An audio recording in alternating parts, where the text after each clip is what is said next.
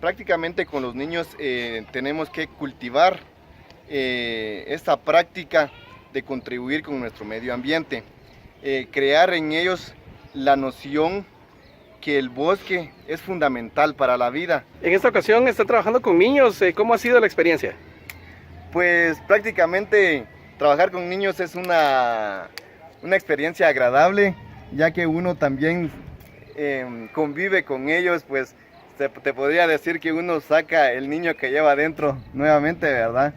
Pues muy amables, contribuyen con uno, apoyan a uno, preguntan, que es lo más importante, ¿verdad? En esta ocasión el INAV estará replicando esta iniciativa con más centros educativos.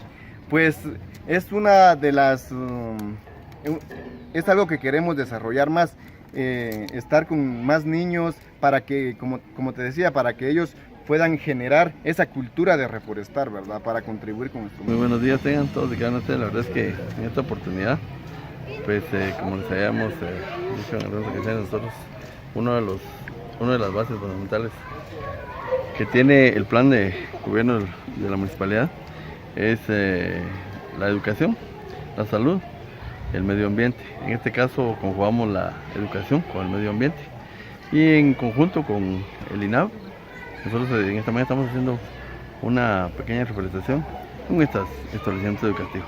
En esta ocasión se trabaja con la escuela tipo Federación Tecumán. Dentro de la Comisión de Educación, ¿se tienen estipulados más centros educativos? Pues la verdad es que esto va a depender de muchos de los centros educativos, porque a veces nosotros tenemos la propuesta, pero va a depender de ellos, de quienes si realmente estén en la buena disposición de este tipo de actividades, y nosotros estamos en toda la disposición de apoyarles.